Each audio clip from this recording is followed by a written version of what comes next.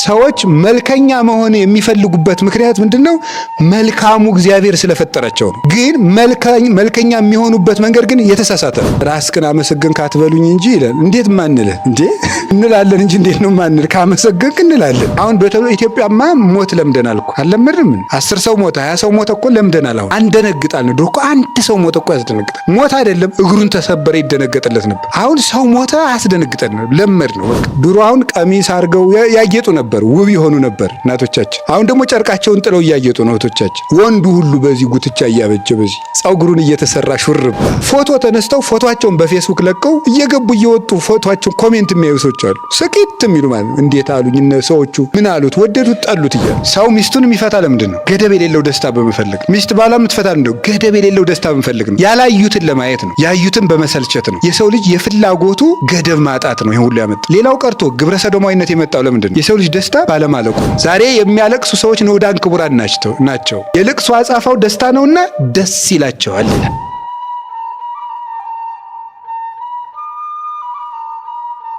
ዛሬ የምንማማርበት የትምህርታችን ኃይለ ቃል የሰው ዋጋ በሚል ርዕስ ነው የምንማማረው። እንግዲህ አሁን ባለንበት ዘመን ትርጉም እያጣ የመጣው የሰው ልጅ ነው። እየተናቀ የመጣ የሰው ልጅ ነው። በዓለም ላይ ደግሞ ትርጉም ያለው ነገርም ሰው ነው። ሁሉም ነገር የሚሰራው በሰው ነው። የሚጠፋውም የሚለማውም ነገር በሰው ነው። በመጽሐፍ ቅዱስ የማቴዎስ ወንጌል ምዕራፍ 13 ቁጥር 44 ላይ ያለውን ኃይለ ቃል እንደ መነሻ እንወስደዋለን ማለት ነው። መንግስተ ሰማያት ሕገ ወንጌል ተስፋ እግዚእነ ኢየሱስ ክርስቶስ በእርሻ ውስጥ የተዳፈነች መዝገብን ትመስላለች። አንድ ሰውም ያንን መዝገብ አግኝቶ ሰወረው፣ ያለ ገንዘቡን ሁሉ ሂዶ ሽጦ ያችን እርሻም ገዛት ይላል። መንግስተ ሰማያት በእርሻ ውስጥ የተዳፈነች መዝገብን ትመስላለች ነው። እዚህ ውስጥ የተገለጸው ዋናው ነጥብ ሰው ነው፣ ሌላ አይደለም። እርሻ የተባለ ይህ ዓለም ነው። መዝገብ የተባለ አዳም ነው ወይም ሰው ማለት ነው። ያለ ገንዘቡን ሁሉ ሽጦ ያንን እርሻ የገዛው ሰው ጌታችን ኢየሱስ ክርስቶስ ነው። ያለ ገንዘቡን ሁሉ ሽጦ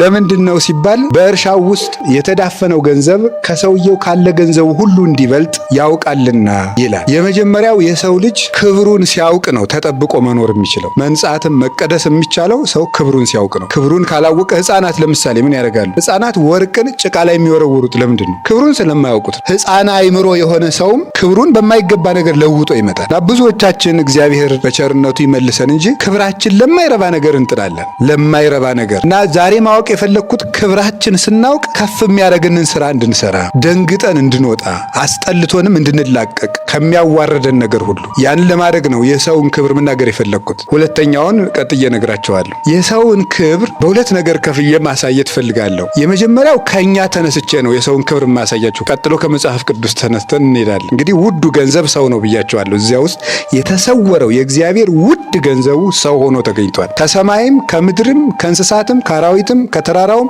ከሸንተረሩም ከዛፎቹም ከእጽዋትም ከቀላያትም ከመብረቁም ከደመናውም ከሰባቱ ሰማያት ከሊቃነ መላእክት ሁሉ የእግዚአብሔር ትልቁ ገንዘብ ሰው ነው ብሎናል ጌታ። እንግዲህ በወንጌል እንደዚያ ከሆነ ሰው የሰውን ትልቅነት እንደው እንዴት እንረዳዋለን ነው። ከአሉታዊ የሰው ልጅ ጠባይ ትንሽ ልጥቀስላችሁ። አሉታዊ የሰው ልጅ ጠባይ ለምንድን ሰው ለምሳሌ በጣም ኩሩ ነው አይደለም? አመት ሰርቆ እኮ አንድ ቀን መጽቶ የሚኮራ ሰው አለ አይደለም እንዴ? በደንብ ማለት አመቱም ሙሉ አመንዝሮ ንስሐ በገባ በሳምንቱ የሚኮራል አይደለም ወይ? አለ በደንብ። ኩራት ከሰው ልጅ ተለይቶ ያውቅ። ማንም ሰው ባለችው ነገር ይኮራል። ጆሮው ጅል ሆኖ አፍንጫው ትንሽ መለስ ያለች ከሆነ አፍንጫው ሞኝ ሆኖ አይኑ እንደው ጎላ ካለች በአይኑ እንደው ጸጉሩም ሉጫ በመሆኑ ምን ሰው የማይኮራበታል? ፈልጎ ነው የሚኮራው። እጣቱም ካለች እሷን ቢሆን ለማሳየት ሆነች ነገሩ ሰው ይኮራል። እና ሰው ለምን ይኮራል ታውቃላችሁ? ግን ሰው መኩራቱ ትልቅ ፍጡር ስለሆነ ነው ሰው የሚኮራው። የምንኮራው ለምንድን ነው የሚለው የልዑላን ልዑል ስለፈጠረን ነው ይላል። እግዚአብሔር ልዑል ስለሆነ የኛም መልካችን በእግዚአብሔር አምሳል ስለተፈጠረ ኦሪት ዘፍጥረት ምዕራፍ 1 ቁጥር 26 እንደተቀመጠ እግዚአብሔር ሰውን በአርአያዬ በአምሳሌ ልፍጠር ብሎ ስለፈጠረን የእግዚአብሔር መልክ ስለሆን ታላቁ እግዚአብሔር ስለፈጠረን ሁልጊዜ የሰው ልጅ ታላቅነትን ይመኛል እና ኩራታችን የምትሰጠችው ለጤንነት ነው። እኔ ይሄ መጠን አይደለም እንድንል ነው። ይሄ አይመጥነኝም። ሱታፊ አምላክ ነው የሰው ልጅ መጨረሻው። እግዚአብሔርን መምሰል ነው መጨረሻው። ግን ምንድነው ያችን የተፈጠረበትን ዓላማ ይጫናትና ያበላሻታል። ኩሩነቱ ኃጢአትን ተጸይፎ እግዚአብሔርን ለመምሰል ነው የተሰጠችው። እሱ ግን ለምን ይጠቀምባታል? ሰዎችን ለመናቅ እና ሰው የሚኮራው ልዑል እግዚአብሔር ስለፈጠረው ነው። ለውበቱ የሚጨነቅ ብቸኛው ፍጡር ማን ነው? ለውበቱ የሚጨነቅ ብቸኛ። አሁን በሬ እስኪ ወይ እንዴት ነው እዚህ አካባቢ ታጥቤ ያለው ምናምን ይላል። ፈረስ እንዲሁ እስኪ ጠቡኝ ይላል። ለፈረስ የተዘጋጀ ሽቶ አለ? የጃፓን የሱዳን የፈረንሳይ የሚባል አለ? የለም። ለውበቱ የሚጨነቀው ማን ነው መሰላችሁ? ማን ነው? እግዚአብሔር ነው። በነገራችሁ መልካም ማለት ምን ማለት ነው? ያማረ ማለት ነው። ውብ ማለት ነው። መልካም ማለት ያማረ ነው። አሁን እዚህ የቃላት መዝገበ ቃላት እያስተማርኩ አይደለም። የቴዎሎጂ ቃል ነው ይሄ። ብቸኛው መልካም ማን እንደሆነ ታውቃላችሁ? ኢየሱስ ክርስቶስ ነው ብቸኛው መልካም ማለት ነው። እና ሰዎች ያችን መልካምነት ሲያገኙ ነው ሰዎች የሚረኩት። ያችን መልካምነት አይደል? ውበቱ ከሰው ልጆች ውበት ሁሉ ያምራል ይላል መዝሙረ ዳዊት ምዕራፍ 44 ላይ ሲናገር ውበቱ ከሰው ልጆች ሁሉ ያምራል። እና ብቸኛው መልካም ክርስቶስ ነው ወይም እግዚአብሔር ነው። እግዚአብሔር ለፈተና ብሎ መከራ ቢያመጣባቸው ለሚታገሱት እግዚአብሔር መልካም ነው ይላል ትንቢተ ናሆም ምዕራፍ 1 ቁጥር 7 ላይ ሲናገር። ስለዚህ መልካም እግዚአብሔር ነው። መልካም ክርስቶስ ነው። ሰዎች መልከኛ መሆን የሚፈልጉበት ምክንያት ምንድነው? መልካሙ እግዚአብሔር ስለፈጠራቸው ነው። ግን መልከኛ የሚሆኑበት መንገድ ግን የተሳሳተ ነው። ለውበታችን መጨነቃችን በራሱ እኛ መልከኞች ሆነን ስለተፈጠርን ነው። መልኩ ግን ይሄ አይደለም፣ እኛ እንደምናስበው አይደለም፣ ሌላ ነው ነገሩ። እዚህ ነው መጽሐፍ ምሳሌ ምዕራፍ 31 ላይ ደምግባት ሐሰት ነው፣ ውበትም ከንቱ ነው፣ እግዚአብሔርን የምትፈራ ሴት ግን ትመሰገናለች ብሎ የሚናገረው። የእኛ መልካችን ግን እግዚአብሔርን መምሰል ናት። የዓይን፣ ጆሮ፣ አፍንጫ፣ እግር፣ እጅ አይደለም። እና የሰው ልጅ ለውበቱ 24 ሰዓት የሚጨነቅበት ምክንያት ይሄ ነው። ማንኛውም ሳይንስ ይሄንን ቢመልሰው ጥሩ ነበር፣ አይመልሰው። ሁልጊዜ ውበታቸው አያረካቸው። ለምን? ውበታቸው እግዚአብሔር ነው እንጂ ይሄ ስላልነበረ ይሄ አይደለም። እግዚአብሔርን መምሰል ነው እንጂ ውበቱ ሁልጊዜ። ለዚህ ነው አሁን ሰው እንዴት እያደረገ እንደሆነ ታውቃላችሁ? እኔ አሁን በከተማም ስሄድ በውጭ ሀገርም ስሄድ አያቸዋለሁ። የአፍንጫ ጉትቻ የሚያደርጉ ሴቶች አሉ። በጣም ብዙ ነው። በቃ እንደው የከንፈር አለ አይጣ ላይ ድረስ ነው አሉ። ሰው አሁን በኦፕራሲዮን ሁሉ መልክ እያበጀ ነው። ፊቱን እየተቀዳደደ ማለት ነው። ቢላዋ እየቀደደ መልከኛ ለመሆን ማለት አይጣል እኮ ነው። ለምንድን ነው ይሄ ፍላጎት? አሁን ቢባል ውበቱ ሁሉ አለቀ። እናቴና ድሮ አሁን ቀሚስ አድርገው ያጌጡ ነበር፣ ውብ የሆኑ ነበር እናቶቻችን። አሁን ደግሞ ጨርቃቸውን ጥለው እያጌጡ ነው እህቶቻችን። ወንዱ ሁሉ በዚህ ጉትቻ እያበጀ በዚህ ፀጉሩን እየተሰራ ሹርባ አሁን አልቋል። እንግዲህ ምን አድርገው እንደሚያጌጡ አናውቅም። ራቁቱም ሆነ አለቀ። ሰው ሁሉ አለቀበት። ይሄ ሁሉ እንዲሁ ይገርም። ግን ይሄ ሁሉ ጨርቅ መጣል መልከኛነት አይደለም። መልከኛነት ክርስቶስን መምሰል፣ እግዚአብሔርን መምሰል ነው መልክ። ትክክለኛው መልክ ወደ ክርስቶስ መምጣት፣ ጭምትነት፣ ራስን መግዛት፣ ከነፍስ ጋር መታረቅ፣ ለልብ መኖር፣ ለህሊና መታመን፣ ለዘላለማዊ ህይወት ስራ መስራት መልክ ይሏቸዋል። እሱ አያችሁ፣ ይሄ ሁሉ ለካ የሚያሳየው እግዚአብሔር መኖሩን ነው። ሰዎች ለምንድነው ምስጋና የሚፈልጉት? ልብ ብላችሁ ጠይቁ። ምስጉን እግዚአብሔር ስለፈጠራቸው። እስኪ ሂዱና ዝንጀሮውን አመስግኑት። እስኪ ርግብን ሂዱና አመስግኑት። አቤት እኮ ደስ ስትይ ብላችሁ ፏፏቴውን ሂዱና እስኪ ዘምሩለት ከበሮ ይዛችሁ። አይ ፏፏቴ ብትሉት አሁን ደስ ይለዋል? በፍጹም። ሲመሰገን ደስ የሚለው ማን ብቻ ነው? ሰው ብቻ ነው። ለማመስገን ወይ ግሩ ራሱን ለማመስገን የማይጠራው ጥረት አለ መሰላችሁ? እኔ እኮ ሰዎች ራሳቸውን እንደሚያመሰግኑ ከምደነቅበት ርዕሰ ጉዳይ መካከል ንስሐ እየገቡ ራሳቸውን የሚያመሰግኑት ነገር። መጀመሪያ ለመናዘዝ መግቢያ ስለ መልካምነታቸው የሚናገሩ። ጽዋ ማህበር ጠጣለው እንትን የሚባለው ቦታ ላይ ያለውን ቤተክርስቲያን እኔና አጎቴ ነው ያሰራ ነው፣ እንደዚህ ነው። ይሄን ገዳም ታውቁታላችሁ? የዚያን ገዳም የዓመት ቀለቡን የገዛሁት እኔ ነኝ፣ እንትን አድርጌያለሁ፣ ከሰው ጋር ጣልቼ አላውቅም ብሎ ከዚያ በኋላ ነው ንስሐውን የሚነግረን። አክብረ ያዘኝ ነው ነገሩ እኮ ስታዩት ማለት ነው። እንዲሁ እኮ ይገርማል። ሰው ሊናዘዝ መጥቶ ይመሰገናል ራሱን። እና እኔ በእነዚያ ሰዎች የምፈርድ መስሏችሁ ነው? አልፈርድም። አቤት ሰው እኔ የራሴ ጭምር ስለሆነ ማለት የሰው መከረኛነቱ ነው የሚያሳየኝ። ምስጋና ለመፈለግ እንደው አንዳንዱ ደግሞ እንደው ሻል ያለው ራስህን አመሰገንክ አትበሉኝ እንጂ ይላል። እንዴት ማንልህ እንዴ? እንላለን እንጂ እንዴት ነው ማንል? ካመሰገንክ እንላለን። ራስሽን አመስጋኝ አይበሉኝ አትበሉኝ እንጂ ለምንድን ነው ማንለው? እንደው በደንብ አድርጎ በደንብ። አሁን ይሄ ደግሞ ጠይም ትህትና የሚባል አለ። መምህራን ነው እንደዛ የሚሉት። ጠይም ያለ ትህትና ምንድነው? ቀስ ያለች ናት። ትህትና መሆኗ ትዕቢት መሆኗ የማትታወቅ ነው። አሁን ለምሳሌ እኔ ውሸታም ነኝ። አሁን ለምሳሌ አሁን ሰው ለሰው ገንዘብ የሚሰጥ ሰው እኔ በጣም ንፉግ ነኝ ቢል ምን ማለቱ ይመስላችኋል? ኧረ ለጋስ ነህ በሉኝ ማለት እኮ ሲገለበት ታውቁታላችሁ እንዴ? እኔ ምን አድርጌ ያውቃለሁ እኔ በጣም ቢል አሁን አንድ ሰው ምን ማለት ነው? እናንተ ጨመር አድርጋችሁ ተናገሩት ነው ነገሩ ማለት ነው። በደንብ አድርጎ የመመስገን ፍላጎታችን አቤት አቤት በደንብ አሁን አንዳንድ ጊዜ ደግሞ አውቀን የኛ እንዳይታወቅብን ሌላ ሰው በማድነቅ ወደኛ እናመጣዋለን። ሌላ ሰው በማመስገን ይጀምርና ገሌ በጣም ጥሩ ነው፣ በጣም ጥሩ ወንድም ነው እንላ ከዛ ቀጥለን ደግሞ እንላለን እኔ የሚገርመው አውቀዋለሁ እንላለን። ከዚያስ 3 ዓመት አብሬው ኑሬ ያለው ከዚያስ ያስጠናሁት እኔ ነበርኩ እንላለን ማለት ነው። በደንብ አድርጎ ነው ሰው እንዴት አድርጎ እኮ ለራሱ እኮ እንደሚል ታውቃላችሁ። ለምንድነው ሰው ምስጋና የሚፈልገው ነው? ምስጋና በጣም ይፈልግ። ህፃናት ወድቀው መሰበራቸው አይደለም የሚያሳዝናቸው። ስለምንድነው ሰዎች ስለነሱ ምን እያሉ እንደሆነ የሚጨነቁ። ከዛ ቤተሰቡ ጎሸኔ ልጅ አንበሳ ምንም አልሆነም ካሉት እየሳቀ ይነሳል። ይገርማል እኮ የምስጋናን ጉልበት ተመልከቱት። ሰዎች እኮ ጭቃ ዳልጧቸው ወድቀው ተሰብረው ሁሉ ሰው ቀና ብለው ነው የሚሄዱ። ይሄ ምንድነው? ሰው ለምስጋና ስለሚጨነቅ። ሰው ለምስጋና የተፈጠረበት ዋናው ሰው ራሱን የሚያመሰግንበት ዋናው ምክንያት ለምን ይመስላችኋል? ማንም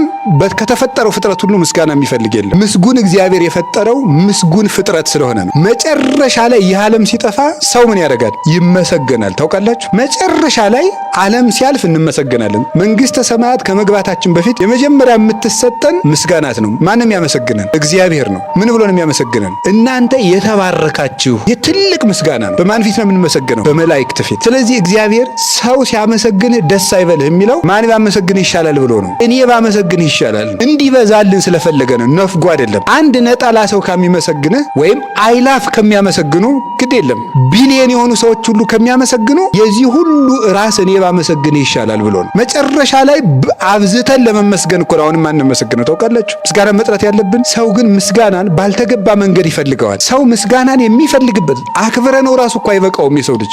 ይገርማል። ልብ ብላችሁ ተመልከቱት። 10,000 ሰው ከበሮ ይዞ እየዘመረ ቢቀበለው አንድ ሰው ከመቀመጫው ባይነሳለት ማንን ነው የሚያስተውለው? ያልተነሳለትን ያን አንዱን ሰውዬ ነው የሚያየው። ምስጋና አድነን ከመፈለጋችን የተነሳ ማለት ነው።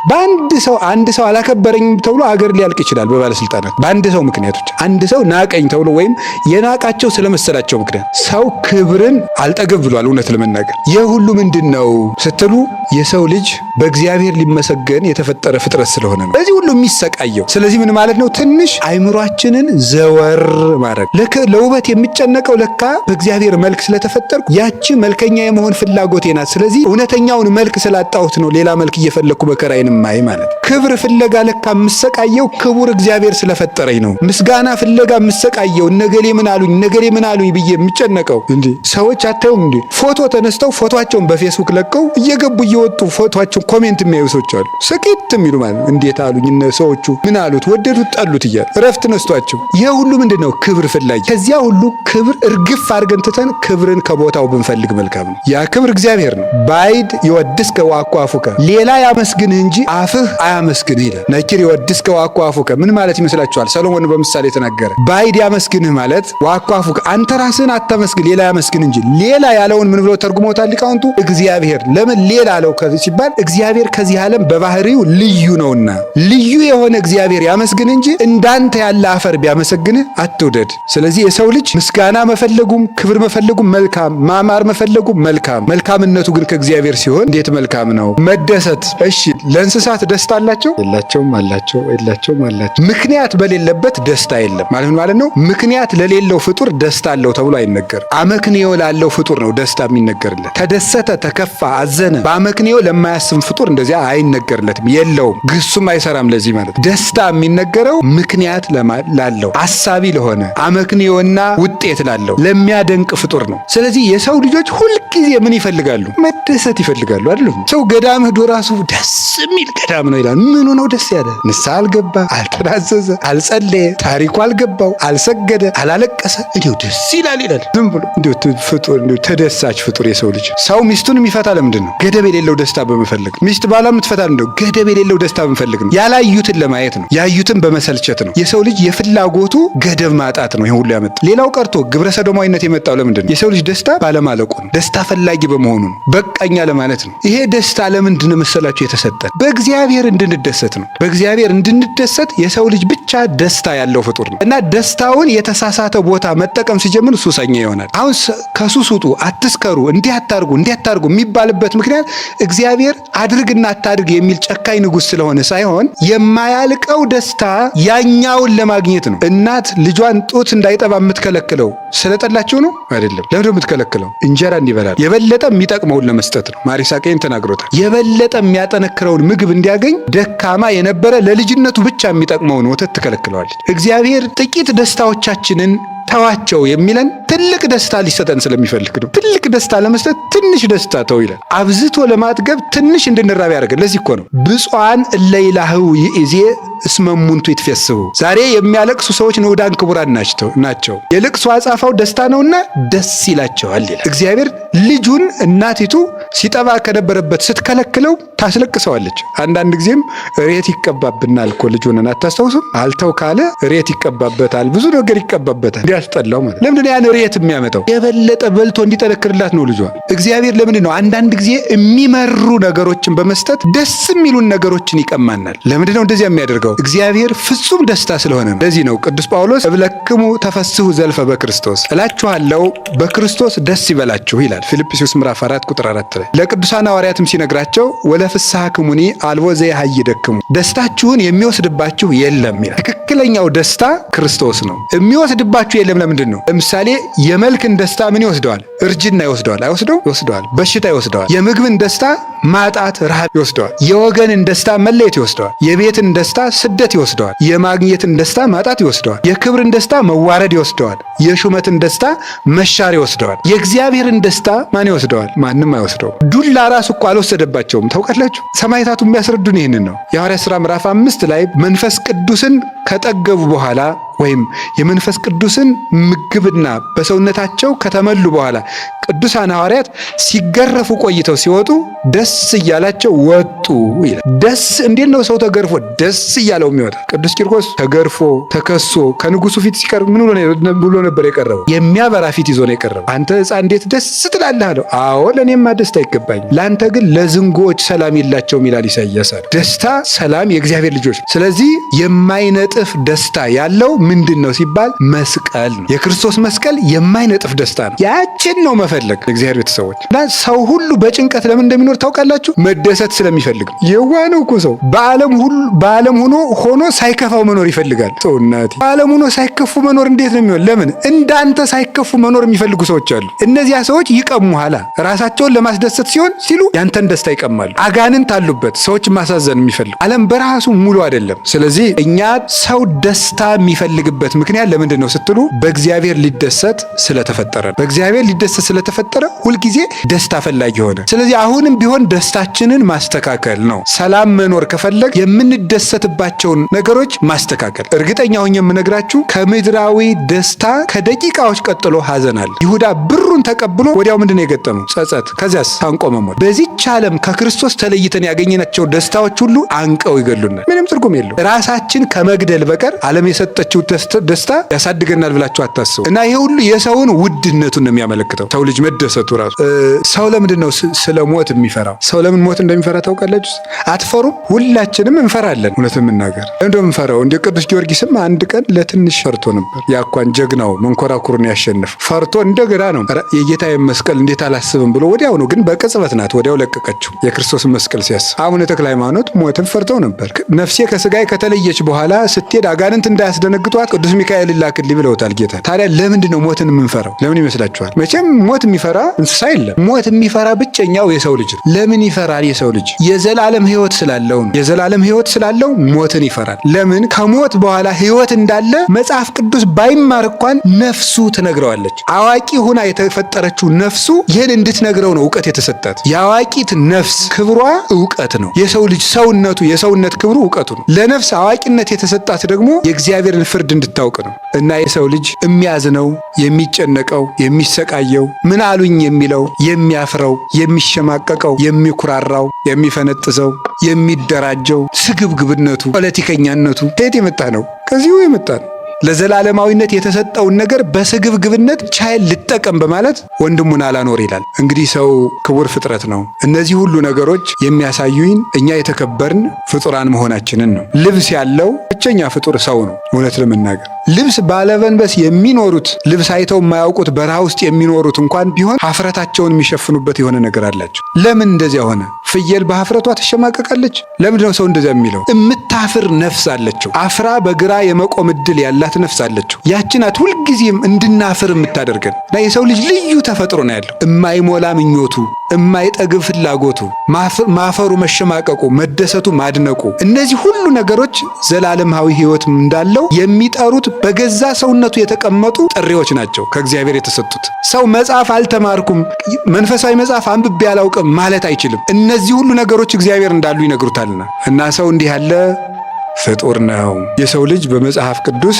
አሁን ዝም ከሰው ተፈጥሮ አንጻር ነው ይህንን የነገርኳችሁ። የሰው ልጅ በመጽሐፍ ቅዱስ ክቡርነቱ ተደጋግሞ ተነግሯል። ስለዚህ የሰው ልጅ አሁን በምድር ላይ አሉ የተባሉት ነገሮችን ሁሉ ብንሰጠው የማይደሰተው የሰው ዋጋው ይሄ አይደለም ማለት ነው። ግልጽ ሆነላችሁ? የሰው ልጆች አልጠግብ ባይነት የሚመጣው ከዚህ ነው። ሰው ይሄንንም ላግብስስ ይሄንም ልጨምርልና ሲጨምርም አያገኝም ደስታ። ለምን? የሰው ዋጋው ሰፊ ግዛት አይደለም። ጥሩ ልብስ ያሰፋል፣ አይበቃውም። ለምን? የሰው ዋጋው ይሄ አይደለም። በጣም ጥሩ መኪና ይገዛል፣ አሁንም ደስታው ያልቅበታል። ከሳምንት በኋላ ወረቱ ያልቃል የመኪናው። ለምን? የሰው ልጅ ዋጋው መኪና አይደለም። ከዚያ ባሻገር ከዛ ደግሞ ይችን የሰው ልጅን አልጠግብ ባይነት የሚያውቁ ካምፓኒዎች ደግሞ ትንሽ ይጨምሩበትና መኪናው ላይ ደግሞ ከርሞ በውድ ይሸጡለታል። ሰው እንዲህ ያለ ሲስገበገብ አሁን መነኩሴውም እኮ ሳያስበው ፋሽን እየጀመረ ነው። አንዱ መነኩሴ እንደምንም ብሎ ግሸን ሄዶ የሆነች አይነት ፎጣ ገዝቶ ይመጣል። ከዚያ ያኛውን አባ ገብረ ሚካኤል ካሰፏት አባ ኃይለ ሚካኤል ያሰፏታል ደግሞ ያችን ከዛ ደግሞ ያሰፋታል ማለት ነው። ሳይታሰብ ደግሞ እኛም ቤት ሊገባ እንደዚያ ማለት ነው። እንደው ይመስለኛል ነው፣ እርግጠኛ አይደለሁም። እንደዚህ እኮ ነው። አሁን የሁሉ ምንድነው? የሰው ዋጋው ይህ አይደለም ስላልሆነ ነው ማስረጃው። እንደዚያ ቢሆን ኑሮ ሰዎች አደግንም አገኘንም ያሉት ሀገሮችም ተደስተው በጨረሱ ነበር። አልሆነም። ተሞከረ የለም። ደስታ አልቆ ሰው አሁን እነዚህ ሰለጠን ሀብት አከማችን የሚሉ ሀገሮች ሁሉ ሰው በጭንቀት ያለበት ቤት ውስጥ ሞቶ እየተገኘ ነው። ደስታ ሁሉ አልቆ ደስታም ክብርም ይሏቸዋል። እርሱ ሕያው እግዚአብሔር ነው። እሱን ያላገኘ ሰው ክብር የለውም። የፈለገ ክብር ይኖረው ክብር የለሽ ነው። እንዲህ ብለን ግን አንሰድበው። ማንንም እንድናዋርድ እግዚአብሔር አልፈቀደልንም፣ እንድናከብር እንጂ። ክብር እግዚአብሔር ነው። አሁን የሰው ዋጋ በጣም እያነሰ ስለሆነ እኮ ነው። አንደኛ ራሳችን የምንሰጠው ዋጋ በርካሽ ነገሮች አስረን ደንዝዘን አድረን ውለን ከርመን የምንኖረው ለምን ይመስላችኋል? ክብራችን አልግባን ስላለ ነው። ኃጢአት ልንሰራ በምናስብበት ጊዜ ክብራችን ሰይጣን ከዓይናችን ስለሚሰውረው ነው። እንደገና አሁን የሰው ክብር በጣም ቀነሰ። እናቴ አሁን ሰው ሁሉ ሰው አስጠልቶት፣ በተለይ በዚህ በምዕራቡ በአውሮፓ በአሜሪካ በዛ ስትሄዱ ሰው አስጠልቶት በጣም የሚወደው ምን ሆኗል መስላችሁ? ውሻ። አሁን ሰው ባሉን ይፈታል፣ ውሻ መያዝ፣ ሚስቱን ይፈታል፣ ውሻ መያዝ፣ ውሻውን እየጎተተ በዚያ መሄድ በጣም ውድ ነው የሚሸጠው። አይገርማችሁ? ቦታ አይቶ የሚጸዳዳ ሰው ጋር ኑር ቢባል ሰው እምቢ ብሎ ሰው የውሻ ኮስ ልጥረግ ሲል አይገርማችሁም? ሰው ክብር እንዴት እንዳስጠላው እንዲሁ በጣም እኮ የሚገርም። ለውሻ ፍራሽ ተገዝቶለት አልጋ፣ ለውሻው ሞግዚት ተቀጥሮ ሰው እንደዚህ እየሆነ ነው። ሰው አስጠላው። ለምን ይመስላችኋል? ሰው ውሻ እየወደደ የመጣ። ሰውን እንደ ዕቃ ማድረግ አይቻልም። ይቻላል። ከሰው ጋር ሲኖሩ ሰው የራሱ ምን አለው? አመለካከት አለው፣ የራሱ ፍላጎት አለው። ስለዚህ እንደፈለግነው መሆን አይችልም። ውሻው ግን ምን መሆን ይችላል? እንደተፈለገ መሆን ይችላል። አይታዘብም። ደግሞ ሲያብዱ ጨርቃችሁን ጥላችሁ ብታብዱ፣ ሪው ብትሉ፣ ወደ ታች ወደ ላይ ብትዟዟሩ ውሻ አይታዘብም። ይህ ሰው ለክብሩ ስለሚጨነቅ ነው ውሻ ጋር መኖር እየወደደ የመጣ። ሰው እየጠላ ውሻ መውደድ ጀመረ። ሰው ግን ክቡር ነው። እውነቴን ነው። አሁን በቃ የሰው ክብር ቀሎ አልቋል። ይሄንን ያመጣው ደግሞ ምንድን ነው? ሰው ከዝንጀሮ መጣ ተብሎ ትምህርት ስለመጣ ነው። ይሄ ደግሞ ምን ያመጣ? ጨካኝነትን አመጣ። አሁን ዛሬ ሰው መግደል ቀላል ሆነ፣ በጣም ቀላል ማለት ነው። አሁን በተለይ ኢትዮጵያማ ሞት ለምደናል እኮ። አልለመድንም? 10 ሰው ሞተ፣ 20 ሰው ሞተ እኮ ለምደናል። አሁን አንደነግጣል ነው። ድሮ እኮ አንድ ሰው ሞተ እኮ ያስደነግጣል። ሞት አይደለም እግሩን ተሰበረ ይደነገጥለት ነበር። አሁን ሰው ሞተ አያስደነግጠን፣ ለመድ ነው በቃ። ሞት እንድንለምድ ሆን። በጣም ይገርማል እኮ። ክርስቶስ አንድ በግ ልፈልግ መጥቻለሁ እያለ እልፍ በጎቹን ማረድ ግን እንዴት ዋጋ ያስከፍላል! እግዚአብሔር ፊት እንዴት ያስጠይቅ ይሆን? በእውነት እግዚአብሔር እኮ ንጉሱ ዳዊትን ምንድን ነው ያደረገው መሰላችሁ? ሕዝቤን ለምን ቆጠርክ ብሎ ነው ዳዊትን መቅሰፍት ያመጣበት። እግዚአብሔር ደብድቦ አይደለም፣ አስሮ አይደለም፣ ገሎ አይደለም። ሕዝቤን እኔ ሳልፈቅድልህ ማን ቆጠር አለ የራሴን በጎች ብሎ። ንጉሳቸው እኔ ነኝ፣ የምቆጥራቸው እኔ ነኝ፣ የማሰማራቸው እኔ ነኝ። አንተ ምን ቤት ነው የምትቆጥራል? መቅሰፍት አመጣበት። እግዚአብሔር በጎቹን እንኳን ሲገሉበት ያለ ፈቃዱ ሲቆጥሩበት ማይወድ የክርስቶስ በግ ነው ሰው፣ የክርስቶስ አካል ነው፣ የእግዚአብሔር መልክ ነው ሰው። የሰው ልጅ ይገርማል። እኔ እንደው ፎቶውን ሲቀዱበት ይናደዳል። የእግዚአብሔርን መልክ የሆነ ሰውን ሲገል ግን ምንም አይመስለውም። ሰው የሚያከብር ዘመን ያምጣልን። ወንጌልን የጻፈው ማን ነው? በእግዚአብሔር ቸርነት ሰው። መጽሐፍ ቅዱስን የጻፈው ማን ነው? ሰው ነው። ሰው እኮ የመንግስተ ሰማያትም ቢሆን መጓዣ ሰንሰለት እኮ ነው። ሐዋርያት ባይኖሩ እኛ ክርስቶስን አይተነዋል? አይታችሁታል? ሰምታችሁታል? ሲወለድ ነበራችሁ? ሲሰቀል ሲነሳ ነበራችሁ? አልነበርንም። ሰው እኮ ነው ያንን ትንሣኤ እንድንሰማ ያደረገን፣ በዚያ ትንሣኤ እንድናምን ያደረገን፣ በዚያ ደም እንድንቀደስ ያደረገን፣ በዚያ ማየገቡ እንድንነጻ ያደረገን፣ ክርስቶስን በጥምቀት እንድንለብሰው፣ በቁርባን እንድንመገበው ያደረጉን እኮ ሰዎች ናቸው። ሰው እኮ ነው መንግስተ ሰማያትን የሰበካት ያዳረሳትም ጭምር። የእግዚአብሔር ቤተሰቦች ሰው ጠልቶ እግዚአብሔር አለ እንዴ? የለም። ሰው ባይኖር ይሄ መጽሐፍ ቅዱስ የለም፣ ቁርባን የለም፣ ክህነት የለም፣ እግዚአብሔርን ማወቅ የለም። ያሳወቁን ከእግዚአብሔር የተላኩ ሰዎች ናቸው። እና ግን ስለ ሰው በጣም ያለን ዝቅተኛነት ቀንሷል።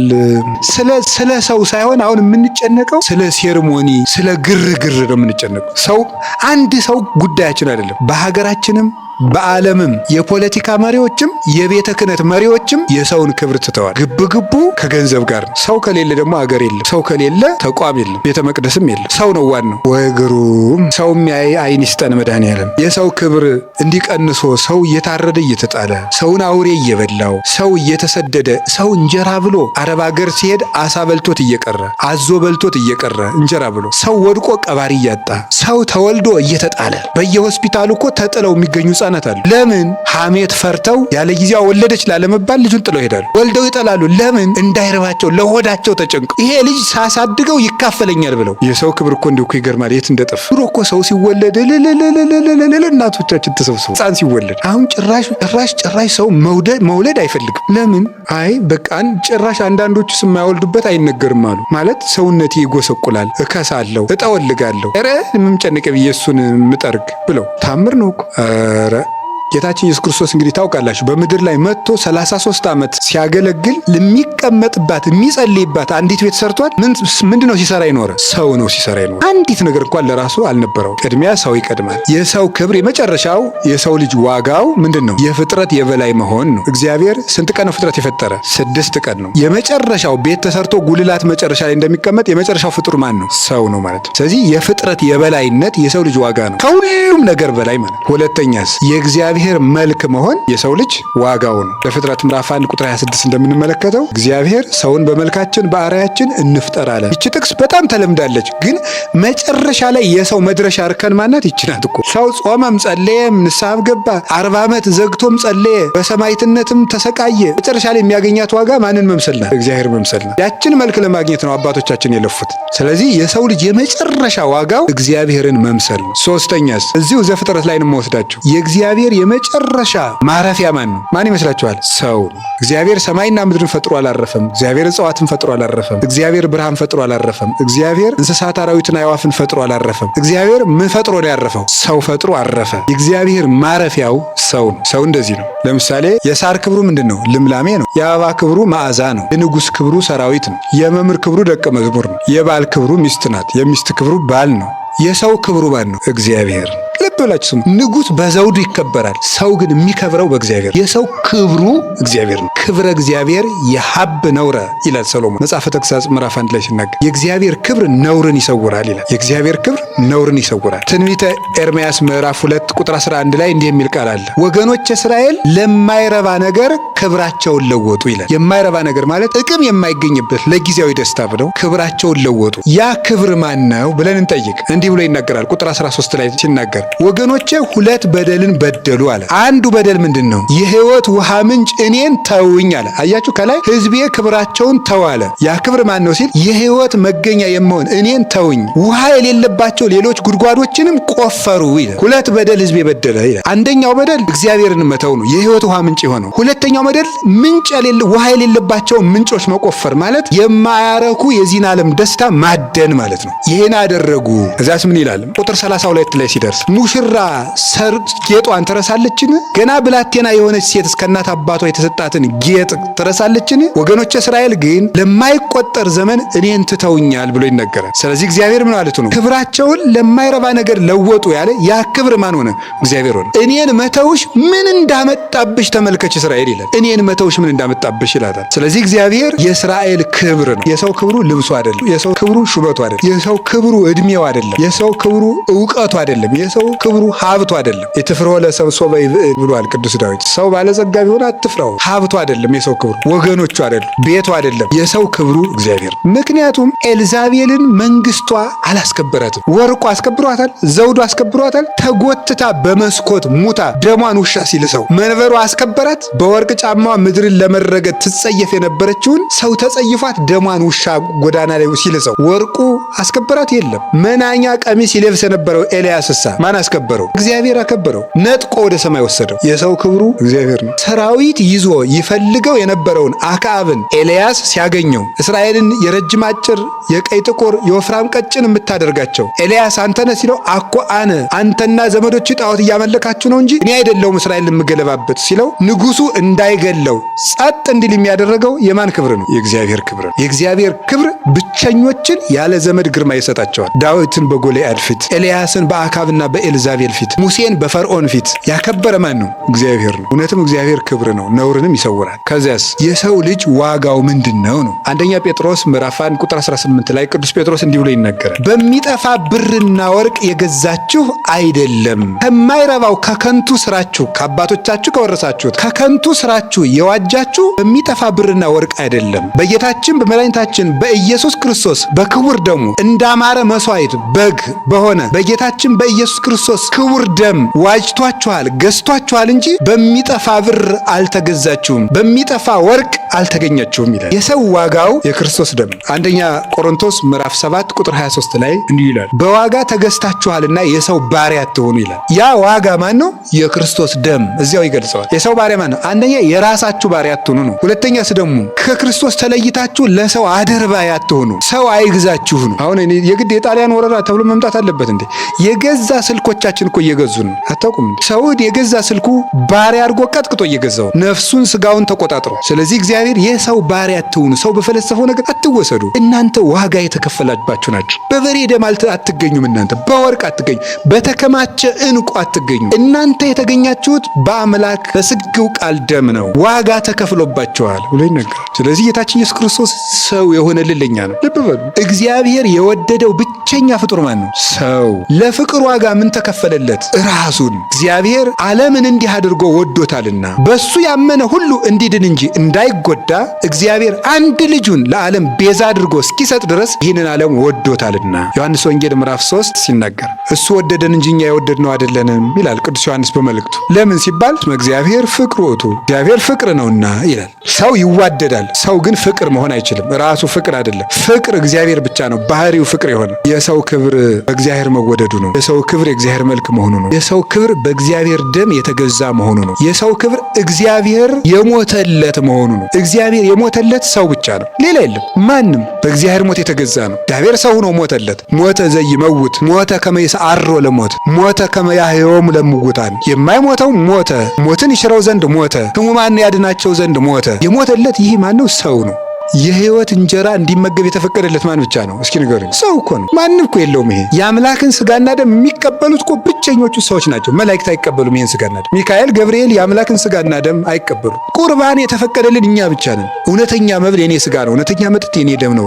የህይወት እንጀራ ያለው ፍጡር ሰው ብቻ ነው። የክብር ነው። ስለዚህ የሰው ልጅ ዋጋው ከክርስቶስ ጋር ተዋህዶ መኖር ነው። ለዚያ ያብቃን። ወስብሐት ለእግዚአብሔር። ይቆየን።